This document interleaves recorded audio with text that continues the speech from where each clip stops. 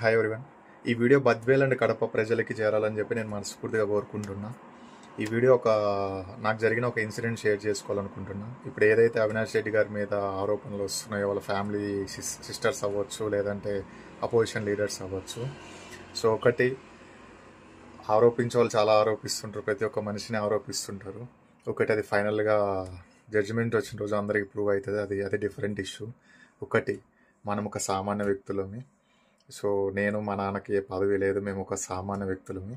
So ఇంకొకటి, ఇక్కడ క్లియర్గా మెన్షన్ చేయాల్సిన పదం ఏంటి అంటే, మేము కమ్మ, రెడ్డి కాదు. సో ఎందుకంటే కమ్మ వాళ్ళకి జరగదు జరగదు జరగదు అంటారు ఇక్కడ. సో డెఫినెట్గా నీ సైడ్ న్యాయం ఉంటే వాళ్ళ దగ్గర పని జరుగుతుంది. న్యాయం లేకుండా నువ్వు కమ్మ కాదు, రెడ్డి కాదు, ఇంకొక క్యాస్ట్ పెట్టుకొని వచ్చినా కూడా అది జరగదు. సో ఒకటి, అవినాష్ రెడ్డి గారి క్యారెక్టర్ ఎట్లాంటిది అంటే, నిజంగా నువ్వు ఒక సమస్యతో వెళ్ళి నువ్వు నిజంగా బాధపడుతుంటే ఆటోమేటిక్గా బాధ చెప్తే తన కంట్లో నీళ్ళు వస్తాయి. సో అలాంటి మంచి గుణమైన వ్యక్తి అతను. సో నాకు యాక్చువల్గా పొలిటీషియన్స్ అంటే టోటల్గా ఒక బ్యాడ్ ఒపీనియన్ ఉంది. సో ఎందుకంటే చెప్పింది చేయరు అనేది ఒకటి ఉంది. కానీ ఈ వ్యక్తిని చూసిన తర్వాత నిజంగా ఒక కామన్ మ్యాన్కి చాలా దగ్గరగా ఉంటాడు. ఇష్యూ కానీ ఒక్కసారి కానీ విన్నాడు అంటే అది మర్చిపోడు. మళ్ళీ ఒక 1 మంత్ తర్వాత వచ్చినా కూడా ఈ 1 మంత్లో ఆయన ఒక 100 మెంబర్స్ని, ఒక 10,000 మెంబర్స్ని కలిసి ఉంటాడు, కానీ నీ ఇష్యూ చెప్పగలడు. సో అంత మెమొరీ ఉంది అతనికి. సో నాది ఒకసారి వినిండు. సో ఎప్పుడు పోయినా కూడా మా నాన్నని అన్న అని పిలిచి అంత మంచి గుణం ఉండే వ్యక్తులు. సో మళ్ళా ఎట్లా అంటే ఏదో రాజకీయం కోసం వాడుకునే క్యాండిడేట్లు కాదు.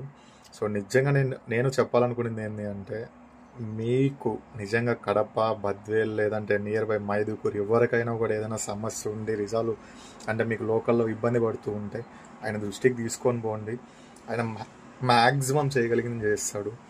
సో ఒకటి, ఫైనల్గా మీరు ఓటు వేసేటప్పుడు ఎవరైతే అక్కడ ఎక్కువ ఉంటారో వాళ్ళని చూస్ చేసుకొని ఓటు వేయండి. నా ఒపీనియన్ ఏంది అంటే, నేను ఇప్పుడు ఏదైతే ఓటు వేయడానికి వచ్చి వేసేసి ఎలా అయితే మనం వేరే స్టేట్కి వెళ్ళిపోతామో, సేమ్ ఇక్కడికి ఇప్పుడు వచ్చే ప్రచారానికి వచ్చిన వాళ్ళందరూ రేపు పొద్దున వేరే స్టేట్కి వెళ్ళిపోతారు. ఫైనల్గా అక్కడ ఉండేది అవినాష్ రెడ్డి గారు, జగన్మోహన్ రెడ్డి గారు. సో అది దృష్టిలో పెట్టుకొని ఓటు వేయండి. సో ఇంకొకటి, ఫైనల్గా అవినాష్ రెడ్డి గారు పేదలకి చాలా దగ్గరగా ఉంటాడు అన్న. ప్రతి ఒక్క పేద ప్రజలు ఇది ఒక్కటి మైండ్లో పెట్టుకొని మీ ఓటు వేయండి. సో చాలా మంచి వ్యక్తి.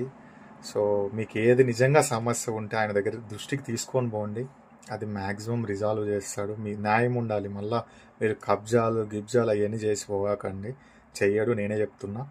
సో నిజంగా మీకు పింఛన్లు కానీ, లేదంటే ఇంటి స్థలాలు కానీ, ఇంకోటి ఏది స్కీమ్స్ ఉన్నాయో ఆ స్కీమ్స్లో ఏం ఇష్యూ వచ్చినా కూడా మీకు ఒకవేళ మీకు లోకల్లో ఎక్కడైనా జరగకపోయినా, ఇబ్బంది పడుతున్నా ఆయన దృష్టికి తీసుకోపోండి, మ్యాక్సిమం సాల్వ్ చేస్తాడు. సో అంత అందుబాటులో ఉండే వ్యక్తి అయితే కడప జిల్లాలో ఎవరు లేరు.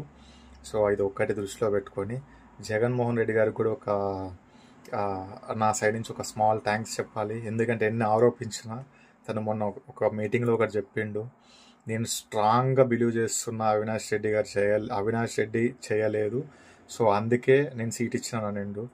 నిజంగానే నేను కూడా స్ట్రాంగ్గా చెప్పగలను. ఎందుకంటే నేను పెద్దగా గెలవను, మా నాన్న కలుస్తుంటే నేను పెద్దగా గెలవను. కానీ నేను కలిసిన ఒక 5-6 టైమ్స్లో నేను చదువుకున్నవాడిని, నాకు 30 years వచ్చినాయి. సో ఒక మనిషి ఎలాంటోడు, వ్యక్తిత్వం ఎలాంటిది అనేది అర్థమవుతుంది మనకి. సో దీంట్లో డెఫినెట్గా ఆ మనిషి ఏంది అంటే చాలా జాలి గుణం ఉండే వ్యక్తి. సో ప్రతి పేదవాడికి అతను కానీ మనకి ఎంపీగా ఉంటే ప్రతి పేదవాడికి న్యాయం జరుగుతుంది అని చెప్పి నేను అనుకుంటున్నా. సో దయచేసి అతనికి ఓటు వేసి, ప్లస్ మా బద్వేల్ దాసరి సుధా గారు, సో తను డాక్టర్, సో తన కూడా చాలా మంచి వ్యక్తి. సో చాలా హెల్పింగ్ నేచర్ ఉండే వ్యక్తి. సో తనకు కూడా మీ సపోర్ట్ చేసి మీరు గెలిపిస్తారని చెప్పి నేను మనస్ఫూర్తి